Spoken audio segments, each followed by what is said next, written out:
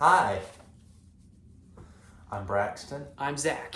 and we are From Old to New. Sorry it's been a while since our last video, but our lives have been a bit chaotic, and we decided that for this Halloween season, we wanted to bring you guys a rundown of one of our favorite franchises. The Universal Monster series. And we thought we would rank them, the original 8. We're not doing all 30. We're just doing the classic 8 films from worst to best. Yes. So I think we'll start with your number 8. My number 8 is going to be The Mummy with Boris Karloff, 1932. I like this movie. I like all 8 movies, but this one is kind of boring, honestly. This is not one I pick a whole lot because it's just not much going on. Is that your number? Yeah, so that would be my number 8. My number 8 would probably have to be Phantom of the Opera with Claude Rains, not the original 1925 one. That one would rank much higher on this list. The reason I don't like that version is because it deviates very differently from the source material. It also, not just from the movie itself, but also from the novel itself. So I found myself I couldn't find myself getting into the new narrative as well as I did the other one. So I figured that's why I ranked this lower on my list. On to my number 7, which would be Phantom of the Opera with Claude Rains. This one, it's not really one I gravitate towards. If I'm going to watch a Universal Monster movie, this is not going to be it. And I actually watched this one recently with my dad, and he had never seen it. And when we finished it, I was like, "What do you think? What'd you think?" And he was like, "I hated it." I was like, "Wow." Yeah. It's not horrible, but it's not one I'm gonna reach for all that often. It's not really like even a horror movie, really. It's more just a musical or a thriller, at least. Yeah, it's a musical thriller. There's a lot of opera in this one. Yeah. My number 7 is one that he actually got onto me about because it's very controversial. My number 7 is Creature from the Black Lagoon, and I think it was very similar for your reasons for The Mummy. I just couldn't get into it as well as the other ones. I don't know if it was because it was one of the last ones I'd actually watched in the series, so I wasn't expecting, I was expecting a lot from the ones I originally preceded, but I think for me, it was just the way it was paced and the music, it just didn't gravitate towards me as well as the others, like in terms of like what interests me about this franchise. My number 6, we're on to our number 6 now. My number 6 is Dracula with Bela Lugosi. Love this movie. I love the gothic nature of it, and there's a lot of stuff I like about this, but I love all 8 of these movies, so it was hard to make a list and be like, what do I put where? So I put Dracula this low because it was very early. It was like the first or second one they did after the original Phantom of the Opera. So yeah, so this has moments where it's very quiet, almost like a silent film, and they cut away from all the violence, but it's the early 30s, so they couldn't show much. But I do like this movie. I think it's got a very creepy gothic aesthetic to it, and I love that. But I had to put it somewhere, and this is where it ended up. My number 6 would have to be The Mummy with Boris Karloff. Now, I rank that one a little higher, but not as high as the other ones because, like you said, maybe the plot of it isn't as intriguing to some people as some of the other entries on our list. But I think what kind of got me into it was because I'd watched the Brendan Fraser Mummy before I'd watched this one. And so kind of like going into that, I kind of had a somewhat reverse nostalgia feel watching The Mummy, seeing how it impacted the others. And I kind of liked seeing the growth, like the exploration of Boris Karloff as another character, like seeing him play like the Mummy as well as exploring like the more mystical, magical side of the Universal Cinematic Universe. I actually watched the Boris Karloff one first, before I saw the Brendan Fraser ones. Let's see, my number 5 is Bride of Frankenstein, the sequel to Frankenstein. This one, it's very different from the first one. It's not as gothic. I mean, it still kind of has that gothic edge to it, but it's not really as horrifying and shocking as the first one. I know a lot of people say that it's better, and I don't really see it. I do like the movie. Again, I showed it to my dad, and I asked him what he thought of it, and he said he hated it. Yeah. The monster talking I thought was a nice addition, but the title character not being introduced until like the last 5 minutes of the movie. I kind of get that. Sora number 5. Yeah. Number 5 for me is Lon Chaney Jr.'s The Wolfman, which I think was like an interesting thing because it kind of introduced us to like the connecting character of the universe, because through him we actually get more crossovers with not only Frankenstein and Dracula, and even Abbott and Costello later down the road. So that's another good thing. But it's also like, it also kind of explores, like, you know, it's the first to actually explore like the human aspect behind it, because this is actually just a normal guy fighting against the evilness of him, and he's actually truly like the hero of this universe in a way. So it's kind of cool seeing his origin story, going from just like this mild-mannered billionaire or rich guy to suddenly a psychopathic wolfman by night, and him seeing the inner struggle within himself is kind of interesting to watch, especially that era. Let's see which one went out. Okay, 4. Number 4. My number 4 would be Creature from the Black Lagoon, and one of the reasons why this is a lot higher on my list is I'm a big sci-fi guy. I like a lot of science fiction, and this is all about like scientists and doing research and stuff like that, and they're out in the Amazon, and they happen to come across a fossil, and they want to go exploring to see if they can find the actual creature, and they do come across it, and the underwater sequences are pretty impressive for the 1950s. I will admit that is an impressive aspect of the era. Like, they were able to do the underwater shots, because like back then, like, you had to like do like a green screen pretending like it was just fake water, but using actual submerging technology was actually pretty revolutionary at the time. And this was the last original monster to be introduced in the series. And this was the last one that had series. A lot of the other monsters were kind of wrapping up their series. So I think that the first creature was a good final monster to introduce. Yeah. And I really like this movie. Yeah. My number 4 is Bram Stoker's Dracula with Bela Lugosi. I think one of the things it ranks that place on my list is because it does establish the universe that we're doing this in now. Like, we're establishing, like, you know, this is like the kind of universe we're in, a fearful gothic type universe set within a semi-modern time period, which was and it was actually like one of the first horror movies with sound. So it was actually like people were genuinely terrified of what they were seeing, and it also established like going off the basic lore of vampires. It also established kind of like the motif of not only vampire movies but other monster movies throughout the franchises in history.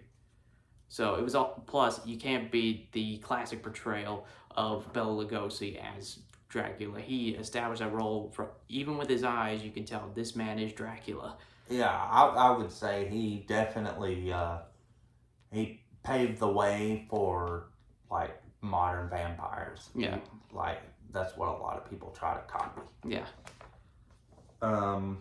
My getting into our top 3, my number 3 would be The Wolfman with Lon Chaney Jr. I just really like this one. I got into it. I think Larry, Lon Chaney Jr., he's a very sympathetic character. I think he did a good job at playing himself off as like a victim instead of like this total monster. And Claude Rains, who plays the Invisible Man and Phantom of the Opera, he's also in this. And I think he does a really good job in this too. And Bela Lugosi. Yeah, Bela Lugosi. So this has Invisible Man, Dracula, and the Wolfman all in one movie, but they're all different characters. Kind of like similar, kind of sounds like how American Horror Story kind of works. Same actors, different story, but set within the same universe. So maybe that's why Horror Story got their inspiration for this. So that's kind of nice. And I kind of like what you're talking about, because that's another reason why I put Wolfman down on my list a little bit higher than some. He is like the sympathetic character of the universe. It's like him literally trying to fight the own darkness within, even so much so that he wants to end his own life to prevent the death of others, even when he comes back to life in later films. Spoiler alert, by the way. Yeah, he doesn't want to do this. He's not like Dracula, where Dracula's going out to find victims because he needs blood or something.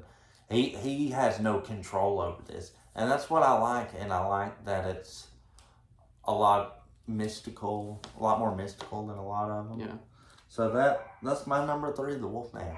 My number 3 is Bride of Frankenstein. Now, like you said, this was a sequel, and it was a little less. They did explore some more whimsical sides to it, that kind of thing. But I think what really is great about this movie is the deeper character exploration of the creature itself.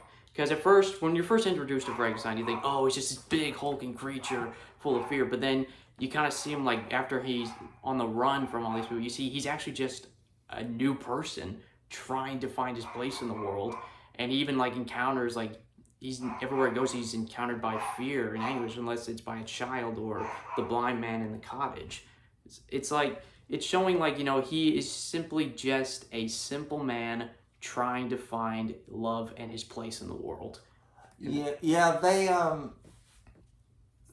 I do like how, the relationship with him and the blind man are, and then, like, the blind man, he can't see, and, so he can't judge him by his looks immediately, and he teaches him how to eat properly and how to talk and how to do all this other stuff, and I do like that.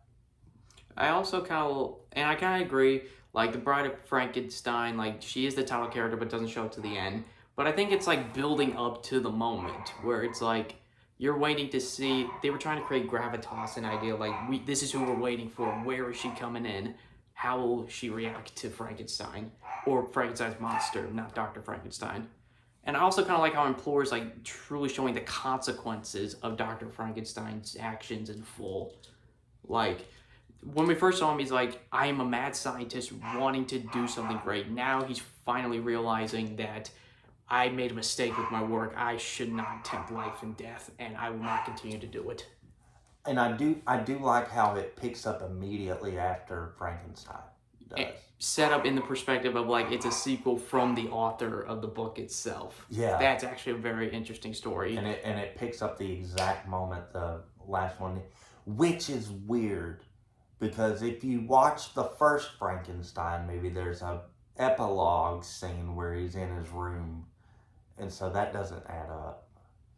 But, so, I guess we're on to our number 2. Yeah. My number 2 is The Invisible Man. Also my number 2. So, there we go. Our number 2, The Invisible Man with Claude Rains. And I'm a big sci-fi nerd. Agreed. And that's one of the reasons I love this film so much. I'm also a big fan of the writings of H.G. Wells, so I've watched the movie The Time Machine and read The Time Machine, so I figured I would love the movie The Invisible Man, and I did. It's one of my personal favorites of the franchise. Like, you can watch that movie without even having to watch the other entries in the thing, and you can still enjoy it overall. Yeah, that's how I feel about a lot of these first entries. You can watch, like, any of these first entries without seeing the rest of the series and enjoy it. And The Invisible Man, I love how he just kind of gradually starts to go insane. Yeah. And that they kind of push him from, like, peeping in, and like, he's like, all right, you asked for it, here it comes, I'm this crazy maniac. And the effects in this one are great, like when it takes, for 1933 at least, like when he's taking off the bandage and, like, there's no head there at all and you just see his body moving and stuff. great stuff. Yeah, and it's like that's another thing I love about that. Like, I think like not along with the special effects, but it's also the explorations of the characters themselves. Like the Jack going from like this, he was just a man trying to explore new dimensions, kind of like Frankenstein, trying to change the world with science, and he ended up turning himself into a creature. Even though, and the fact is, he's not even a creature. He's just a human man who's invisible, who's going insane. And it also poses a philosophical question. It's kind of similar to kind of like the Lord of the Rings in a way, like the invisibility of the One Ring corrupting him. And fun fact for you, this movie also stars, I think Gloria Stewart, if I'm not mistaken, who plays Old Rose in the 90s Titanic movie from James Cameron. Oh. And she plays the Invisible Man's girlfriend in that movie. So that's, if you ever want to see Old Rose at a really young age, check out The Invisible Man. And I will also say, one thing I love about this movie is like those scenes where he goes completely insane, like acting out, like he'll just do the craziest stuff. Like he'll go from like throwing chairs to riding a bike while invisible to just running around in nothing but pants, like la da da da da da da. Yeah, he's a nut, and I really like this movie. In a way, he's also kind of like the first anti-hero of the universe. Yeah, in a way, but he's really more of like a prankster at first, and then like he turns into a murderer. Yeah. And this movie's just crazy. So, and finally, our number one, Frankenstein. The original 1931 Frankenstein. This helped kick off the series. It stars Boris Karloff. Yeah. And this has got just like Dracula, an eerie gothic aesthetic to start with, mixed with the sci-fi elements. Yeah.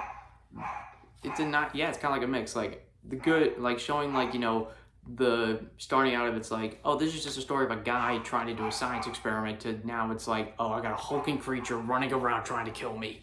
What do we do? Yeah, and it's really a moral lesson on why you should never try to play God or temper the forces of nature. And I think it was somewhat faithful adaptation to the book. I mean, there were some elements of the book that did not make it to the ending, obviously, but I think in terms of like what they did with the story, I think like they made it their own, and I think it was a good fit.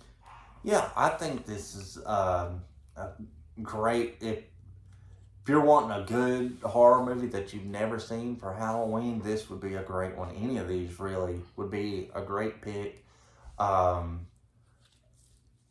So that's our list. Yeah. Really hope you guys enjoyed our list, and I hope you guys take it into account if you decide to watch these movies, or have seen them and formed your own opinions of them. So, and let us know your list if you have seen them in the comments below. Yeah. And happy Halloween. Happy Halloween.